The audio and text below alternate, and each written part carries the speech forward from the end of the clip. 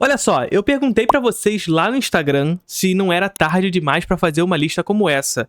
Vocês disseram que nunca é tarde pra uma lista aqui no canal. Então vamos fazer o que vocês pediram. 50 melhores filmes vistos pela primeira vez em 2025. Felipe, são os melhores filmes de 2025? Não. Na lista vão ter filmes de 2025. São os melhores filmes que eu assisti em 2025. É diferente.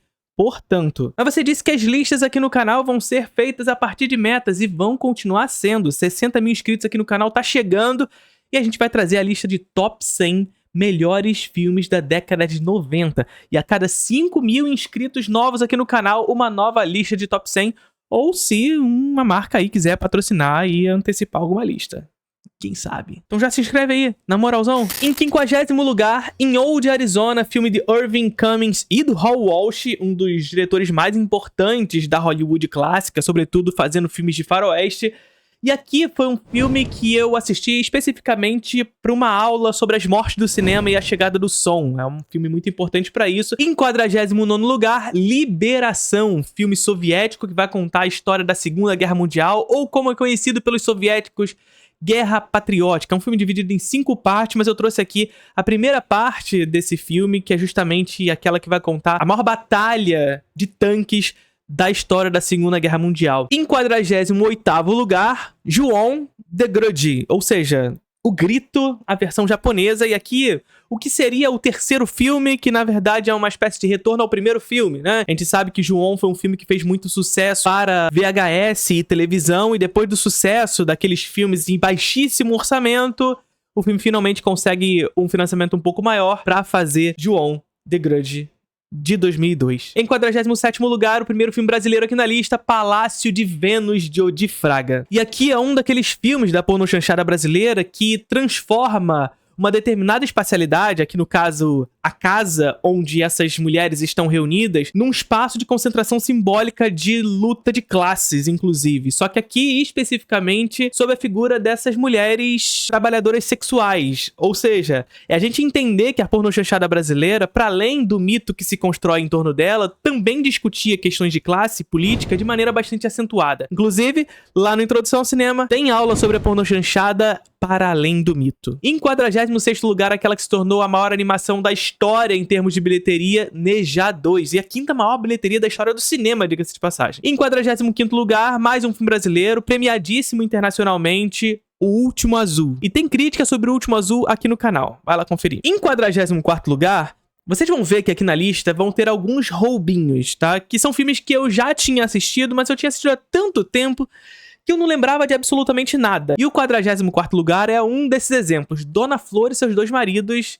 de Bruno Barreto. Em 43º lugar, mais um filme de 2025, e aqui, no caso, um filme que estreou no Brasil em 2025 e que esteve presente na categoria de melhor filme internacional de 2025, concorrendo com Ainda Estou Aqui, A Garota da Agulha, filme dinamarquês que vai caminhando por vários gêneros, inclusive pelo melodrama, e vai caminhando na direção de um terror que discute profundamente questões femininas e questões relacionadas a trabalho. Em 42º lugar, Missão Impossível, Acerto de Contas, parte 1. Nesse ano eu fiz uma grande maratona de Missão Impossível, assistindo aqueles que eu não tinha assistido ainda, e eu vou dizer pra vocês, tem 3 Missão Impossível nessa lista, tá? Desculpa. Em 41º lugar, aquele que foi uma das grandes surpresas, pelo menos pra mim, no Oscar do ano passado, um filme que eu não esperava absolutamente nada, visto que é uma daquelas biografias que o Oscar adora colocar no meio daquelas indicações ali. Vamos fazer uma biografia de uma figura pública super conhecida e adorada, ou controversa, etc. E esse foi um dos casos. Mas nesse caso em específico, eu gostei muito. E se trata de um completo desconhecido, filme interpretado por Timothée Chalamet, que eu acho um dos grandes atores dessa geração, inclusive. Então, e eu acho esse filme especialmente encantador justamente porque o diretor opta por não trazer aquele negócio de ter que contar a história inteira da figura biografada, se preocupando especificamente com um recorte específico. E aí o filme funciona, consegue funcionar de maneira mais interessante. Em 40º lugar, mais um daqueles filmes que eu dei aquela roubadinha, que eu falei pra vocês. Já tinha assistido há muito tempo, mas não lembrava muita coisa. E é um filme de um dos meus diretores favoritos de todos os tempos, Brian De Palma, Os Intocáveis. Gosto muito, Mas eu vou dizer pra vocês, tá aqui em 40º lugar nessa lista, porque pra mim tá entre os piores filmes dentre os mais conhecidos filmes do Brian De Palma. Não sei se eu me fiz entendido, mas isso é um elogio, tá? Em 39º lugar, aqui de fato uma coisa que eu tinha que tirar do armário justamente porque era um absurdo não ter assistido a esse filme. Lúcio Flávio, O Passageiro da Agonia, de Hector Babenco. E eu vou dizer pra vocês uma história curiosa com esse filme, que eu quero inclusive fazer um vídeo especial fora aqui do escritório, tanto pra Reels quanto aqui pro nosso canal. Porque assistindo esse filme, eu descobri que muitas cenas dele foram gravadas na praça onde eu morei 20 anos na minha vida. E eu demorei tanto pra assistir Lúcio Flávio e descobri isso. Loucura. Em 38º lugar, em razão do lançamento de Nosferatu, do Robert Eggers, eu assisti o Nosferatu, mas dessa vez do Werner Herzog. Um filme muito mais teatral, muito mais melancólico e muito melhor, inclusive. Em 37º lugar, na toada do que foi Oeste outra vez, fui assistir ao outro filme do queridíssimo Érico Rassi. E é maravilhoso.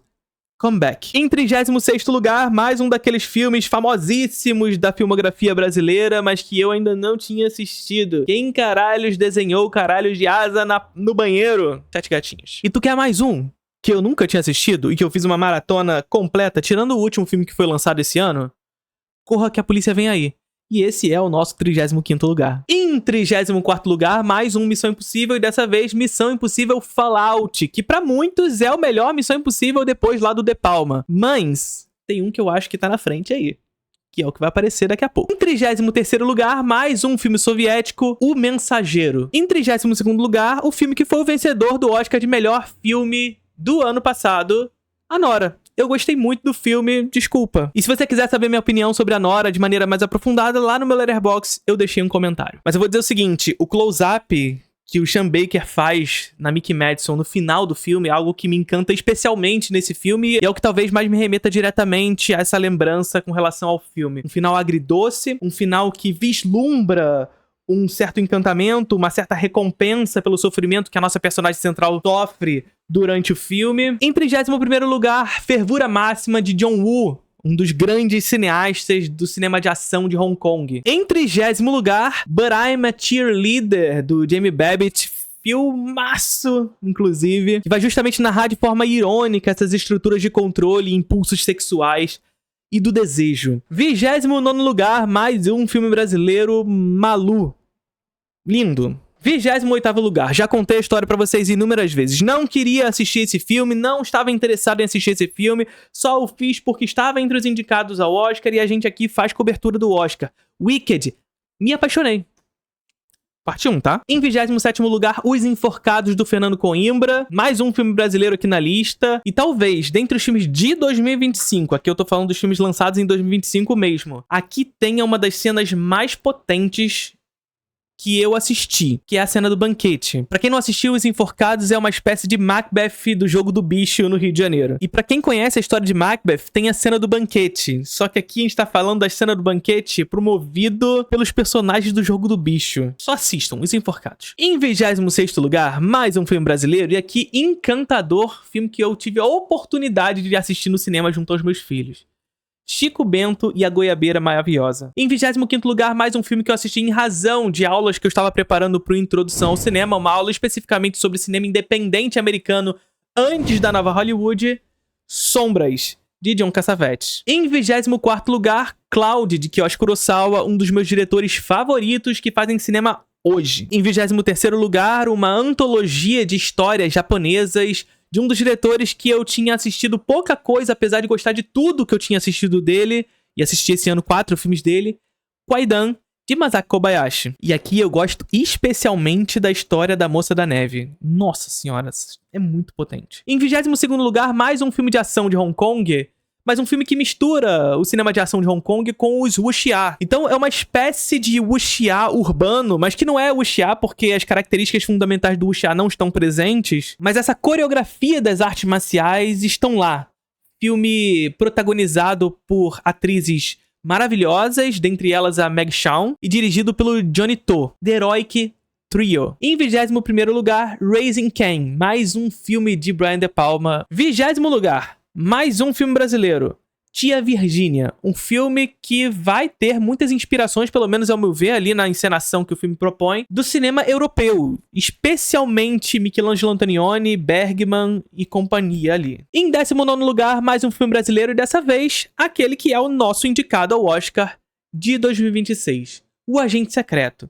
E tem crítica aqui no canal sobre O Agente Secreto. Vai lá conferir que essa crítica tá muito interessante. Em 18º lugar, um dos poucos filmes que ainda faltavam na filmografia do Stanley Kubrick. Então, The Killing. E olha só, eu falei pra vocês que ainda faltava uma Missão Impossível, né? E chegou a hora. Em 17º lugar, o que eu acho mais encantador e mais sedutor, de fato. É um filme sedutor, é um filme charmoso, ao mesmo tempo em que propõe a adrenalina de sempre, esse cinema de ação de ator-autor, sabe? Que é o Tom Cruise. É um filme muito charmoso ao mesmo tempo.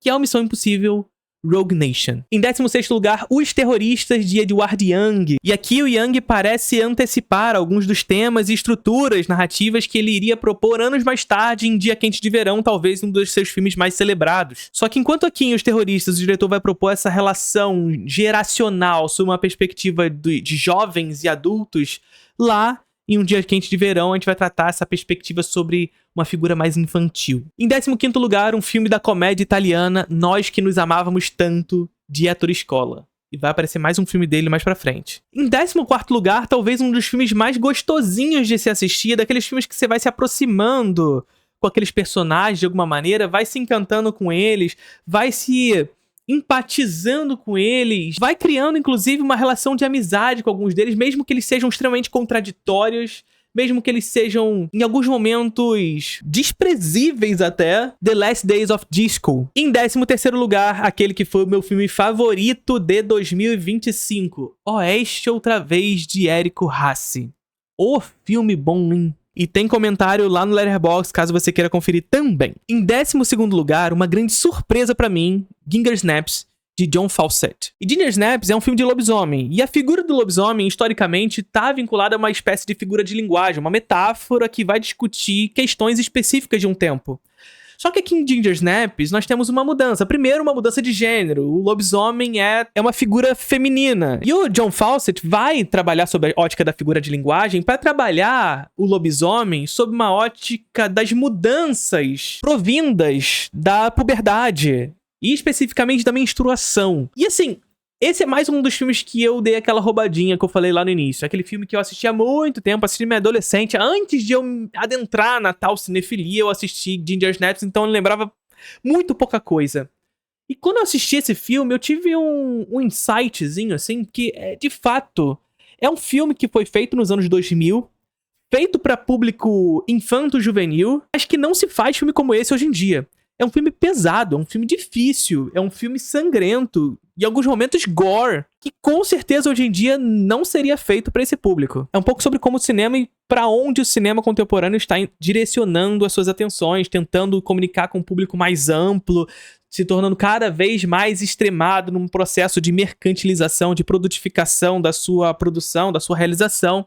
E ao fazê-lo, homogeneiza escolhas, torna tudo mais palatável, mais palpável, mais digerível. Difícil perceber um filme como esse hoje em dia. Em 11º lugar, Taipei Story, de Edward Young. Mais um filme dele aqui. Possível não traçar um paralelo entre Taipei Story, do Edward Young, e Tokyo Story, do Ozu. É claro que aqui, sob toda a diferença que envolve a questão de estilo que ambos os diretores propõem, o Ozu é um diretor muito mais clássico, no sentido de estar entre uma figura realista e uma figura romântica de encenação, mas ambos desejam discutir justamente essa modernização de seus países e o que causa especificamente nas gerações, esse conflito geracional que vai dar motor para a história de ambos os filmes. A geração anterior frente às mudanças a qual a nova geração está envolvida com a realidade material. Então, Taipei Story, 11º lugar. Em 10º lugar, o primeiro filme do Michael Cimino aqui na lista. Um filme que eu já tinha assistido, mas há muito tempo atrás. E aí eu não lembrava de absolutamente nada. O Franco Atirador, de Michael Cimino. E o Cimino é maravilhoso. E assim, a grande parada do Cimino é justamente essa visão ritualística que ele constrói para seus filmes. Tanto aqui em O Franco Atirador, quanto pro próximo filme que eu vou falar sobre ele mais pra frente. São filmes ritualísticos no sentido de estar sempre celebrando alguma coisa que vai ser logo desmantelada em seguida. Aqui em O Franco Atirador, por exemplo, nós temos personagens que logo ao início do filme nós já sabemos que eles serão lançados à Guerra do Vietnã. Ou seja, personagens que são jogados para a morte pelo Michael Cimino logo no início do filme. Só que ele não começa com a Guerra do Vietnã. A Guerra do Vietnã vai chegar lá pelos 50, uma hora de filme. Ele começa com uma grande celebração, com um grande casamento, com esses personagens que têm na sua profecia fílmica, ou seja, na narrativa do filme, já um destino muito marcado e terrível, que é a guerra.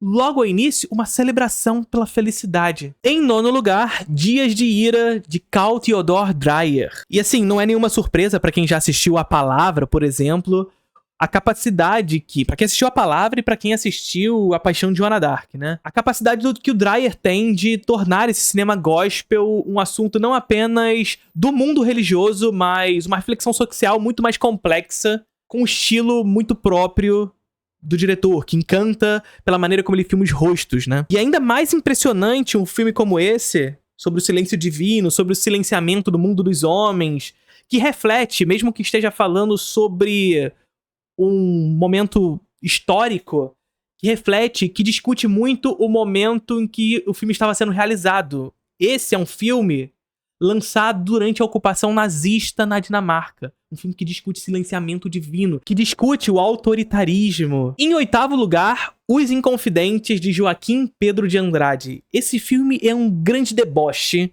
do diretor, realizado durante a ditadura militar brasileira.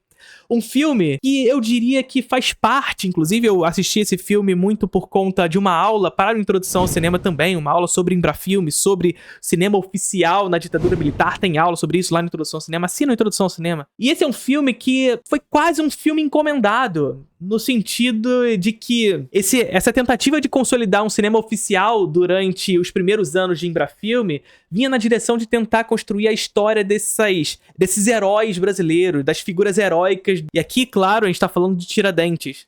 Só que o Joaquim Pedro de Andrade, ele faz um grande deboche a isso tudo numa espécie de teatro de costumes que ele faz ali. Bom, e aí eu vou dizer o seguinte pra vocês. Do sétimo em diante, vai ter 3 filmes que fazem parte da mesma trilogia. E eu fiz um vídeo aqui no canal só sobre a trilogia Guerra e Humanidade, de Masaki Kobayashi. E o sétimo lugar é o terceiro filme da trilogia. Sim, eu acho o terceiro filme o pior, mas isso não significa absolutamente nada enquanto a ser realmente ruim ou coisa desse tipo. É maravilhoso. E é justamente o final desse filme que confirma a história do herói moderno que não consegue encontrar o lugar de escuta, porque não há ninguém para escutá-lo. Em sexto lugar, o segundo filme do Cimino aqui da lista, O Portal do Paraíso. Esse, de fato, eu não tinha assistido ainda.